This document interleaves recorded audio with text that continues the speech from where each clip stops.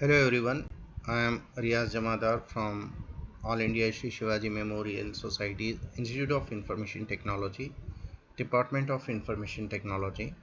So in this session we'll be discussing more about servlet life cycle. So you already seen what the servlet is. Servlet is basically a Java program that is written to develop a dynamic content.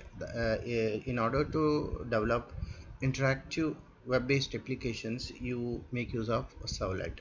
Before servlet, we used to use CGI scripts, but the major disadvantage or limitation of CGI scripts was that they are platform specific. Since Java is a platform independent, so servlets are written in Java and hence servlets are also platform independent.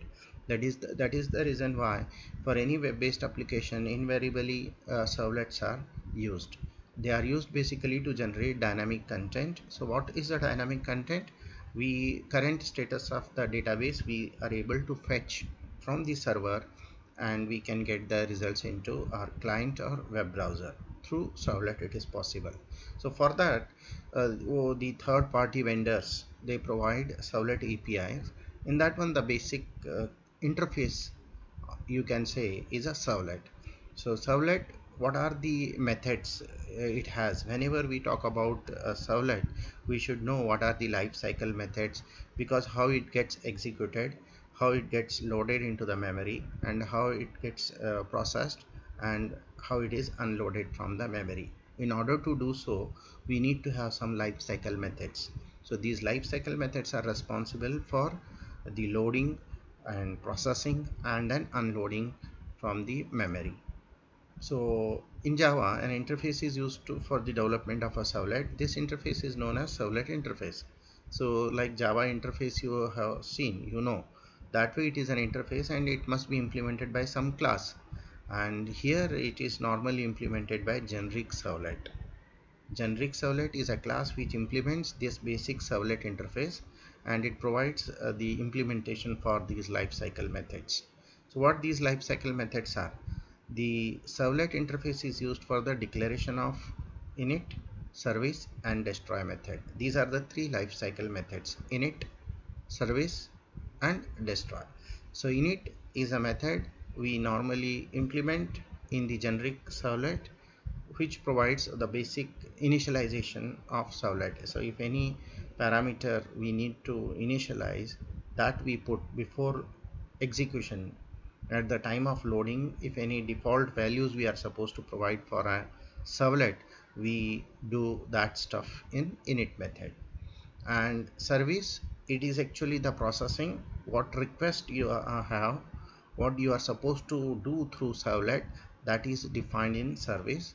And anything you have done in service, like if you have opened some socket for communication, if you have opened some database for getting data, then you have opened that at the time of leaving, at the time of closing, you must close these sockets, these database connections, so that they should be made available to the other users in multi-user environment.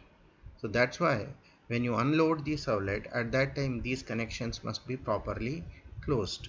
For that cleanup sort of job we do in destroy method. We unload. When we unload, we all the resources held by the servlet are freed, and then the servlet will be, the memory will be cleaned, unloaded.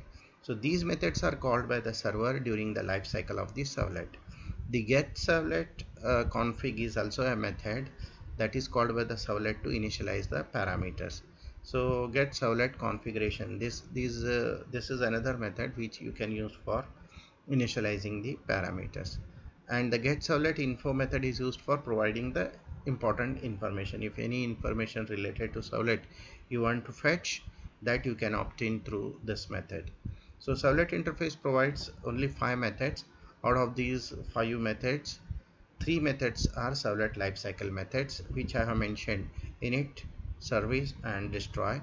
The remaining 2 methods, get servlet config and servlet info, they are non-lifecycle methods. So in order to execute a servlet, we don't need, we can skip them. So this is what the life cycle of a servlet. So you can see here service, the more detailed interface of service: init and destroy. Service accept two parameters: servlet request and servlet response, and init takes one parameter, servlet config, object of servlet config. Then destroy is not taking any parameter. So these are lifecycle methods. These three are servlet lifecycle methods. And whereas get servlet config, get servlet info, these are non-lifecycle methods. So whenever you talk about web-based application, invariably you use servlets. And whenever you use servlets, you must have an idea what basically a servlet interface is, what are the lifecycle methods, and how it differs from your HTTP servlet.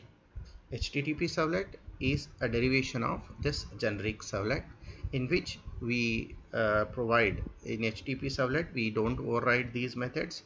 The generic servlet implements these basic interface methods, and that could be used by the other servlets like HTTP servlets. So hope you enjoyed the session, got an idea about lifecycle methods. Thank you for watching.